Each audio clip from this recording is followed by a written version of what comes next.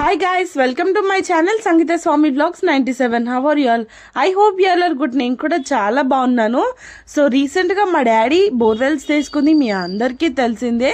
నేను ఇంతకు ముందు కూడా సంక్రాంతికి ఇక్కడికే మేము వచ్చి పూజ చేసుకుంది కూడా ఆల్రెడీ నేను వీడియో పెట్టాను. ఎవరైనా చూడకపోతే ఆ వీడియో కింద లింక్ ఇస్తాను, డెఫినెట్గా వాచ్ చేసేసేయండి. నాకు చాలా ఫీవర్గా ఉండే, బట్ అయినా కూడా స్టిల్ మేము టెంపుల్కి ఎందుకు వెళ్ళామంటే మేము దేవుడి దగ్గర ఒక మంచి కోరిక కోరుకున్నాము.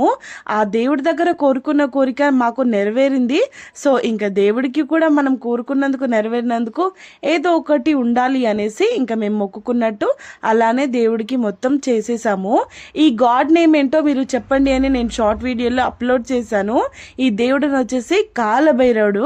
సో కాలభైరవుడికి మా డాడీ పూజ చేస్తాడు. ఎంత మంచిగా మనం కోరుకుంటే దేవుడు అంత మంచిగా వరాలు ఇస్తాడు. సో కాలభైరవుడికి వాహనం వచ్చేసి కుక్క, డాగ్. సో డాగ్ కాలభైరవుడికి వాహనం. డాగ్ ఉంటే కాలభైరవుడు ఉన్నట్టే. కాలభైరవుడిని ఇలా హక్ చేసుకొని మనం మన కోరికల్ని చెప్పాలి, అప్పుడు దేవుడు సత్యంగా వింటారు అని చెప్తారు. సో అది ఎంతమంది నమ్ముతారో నాకు తెలీదు, బట్ మా డాడీ విషయంలో జరిగింది కాబట్టి నేను కూడా డెఫినెట్గా నమ్ముతాను. కాలభైరవుడు స్వామి చాలా పవర్ఫుల్. వారికి మొక్కినట్టు వరాలు ఇస్తారు. సో అందరు దేవుళ్ళ దగ్గర అన్ని కోరికలు కోరుతారు, నెరవేరే వరకు నెరవేరుతాయి, నెరవేరని వాళ్ళకి నెరవేరాయి.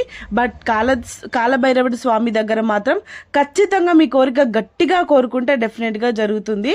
సో ఇంకా ఫస్ట్ ఇక్కడ వచ్చేసి మా మమ్మీ అన్ని పెట్టేసి అందరూ హక్ చేసుకొని మాట్లాడి ఇంకా అక్కడున్న కొబ్బరికాయలు కొట్టి బొట్టు పెట్టుకొని ఫ్లవర్స్ పెట్టి ఇంకా అలా మొత్తం పూజ నార్మల్గా అందరు దేవుళ్ళ దగ్గర ఎలా చేస్తారో కాలభైరవుడి స్వామి దగ్గర కూడా అలానే చేస్తారు. కొంతమందికి కాలభైరవుడి స్వామి పేరు చెప్పగానే చాలా భయపడతారు, ఎందుకో నాకు తెలీదు. ఆయన కూడా దేవుడే, ఆయన కూడా సగరూపం ఆఫ్ శివుడు అని అంటారు. సో మీ కోరికలు ఎప్పుడైనా మీరు వెళ్ళకపోతే డెఫినెట్గా వెళ్ళి చూడండి కాలభైరవ స్వామి ఎలా ఉంటుందనేది. ఇక్కడ వచ్చేసి ఇక్కడ శివుడి పాదాలు ఉంటాయి. ఇది స్వయంభుగా వెలిసిన టెంపుల్ అన్నమాట. ఫస్ట్ మేము శివ దర్శనానికి వెళ్ళి వచ్చాక తర్వాతకి కాలభైరవుడి స్వామి దర్శనంకి వెళ్ళాము. ఇందులోనే స్వయంగా శివలింగం వెలిసింది. సో అందుకే ఈ గుడికి చాలా పేరుంది. అండ్ చాలా పాత గుడి, కన్స్ట్రక్షన్ కూడా ఎప్పుడో చేశారు, బట్ ఇంకా ఇయర్లీ వన్స్ అలా కలర్ వేస్తారు కాబట్టి అంత కలర్ఫుల్ గా కనిపిస్తుంది. ఇక్కడ కోతులు మాత్రం చాలా కోతులు ఉంటాయి. అండ్ గుట్ట పైన ఉంటుంది. మొత్తం పూజ చేసుకుని ఇంకా మా బండి పూజ చేసుకోవడానికి కిందికి వచ్చేసాము. ఇదే మా న్యూ బోర్వెల్స్. మా డాడీ చాలా కష్టంతో కొన్నాడు. అండ్ మా డాడీకి ఎప్పుడు మంచి జరగాలని మనస్ఫూర్తిగా కోరుకుంటున్నాను. మేము ఇదే రూమ్స్ లో స్టే చేసాము. ఇంకా అక్కడ నుంచి ఫస్ట్ అమ్మవారిని మొక్కడానికి వెళ్ళాము. పోచమ్మ తల్లి దగ్గర కూడా ఫస్ట్ కోడిని కోసిన తర్వాతకి మనం మేకను కోయాలి. సో ఇక్కడ ఫస్ట్ మా వాళ్ళు మొత్తం ఇక్కడ అమ్మవారిని ఇక్కడ కడిగి ఇంకా ఇలా పూజ చేస్తున్నారు. ఇంకా దానికి అన్ని చేస్తారు కదా, ఆ ప్రాసెస్ లో ఉంది మా మమ్మీ. సో ఇంకా మన పేరెంట్స్ ఉన్నప్పుడు మనం నార్మల్గా అక్కడ ఉండి దేవునికి దండం పెట్టుకుంటే సరిపోతుంది, ఎందుకంటే వాళ్ళు పెద్దవాళ్ళు కాబట్టి వాళ్ళే అన్నీ చేసేస్తారు. సో ఇంకా దేవుడు కూడా చాలా బాగా జల్తిచ్చింది. అండ్ అక్కడ నుంచి ఇంకా పేతాల దేవుడి దగ్గరికి వచ్చాను. ఈ దేవుడి నేమ్ ఏంటి అని నేను కామెంట్లో కొంతమందిని అడిగితే కొంతమంది ఏం చెప్పారంటే పేతాల దేవుడు అని చెప్పారు. So it's right answer. ఇది వచ్చేసి కాలభైరవుడు అంటారు, పేతాల దేవుడు స్వామి అని అంటారు. రెండు నేమ్స్ అంటారు, ఒక్కొక్కసారి ఒక్కొక్క నేమ్.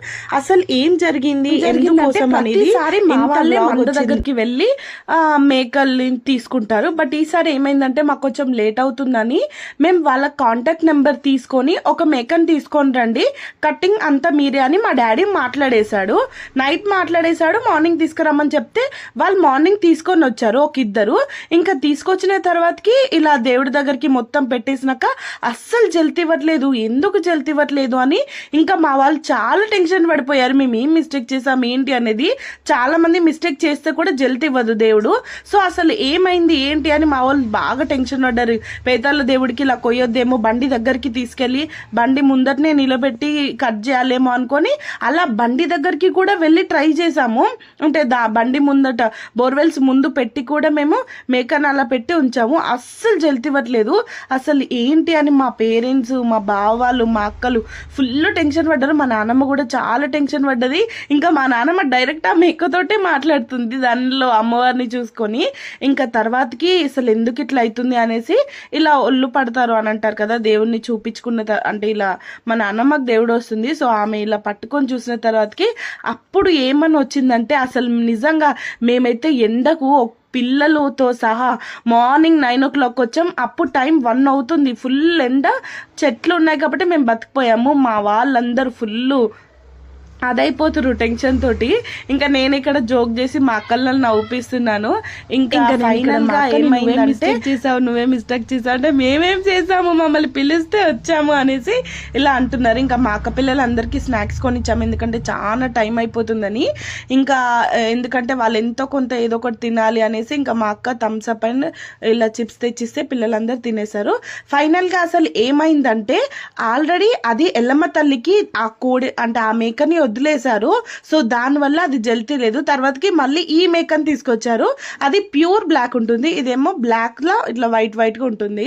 మళ్ళీ మా వాళ్ళు కార్లో వెళ్ళేసి వేరే మేకని తీసుకొచ్చి మళ్ళీ దాని కాళ్ళు కడి పసుపు అంతా పెట్టేసిన తర్వాతకి హ్యాపీగా జల్తిచ్చింది. మా వాళ్ళైతే ఒకసారి ఊపిరి తీసుకున్నారు అనుకోండి, చాలా హ్యాపీగా ఫీల్ అయ్యారు. ఇంకా మంచిగా మా డాడీ అన్ని కుకింగ్ చేసేస్తున్నాడు. టేస్టీగా తినేసి అందరం సూపర్గా ఎంజాయ్ చేసాము.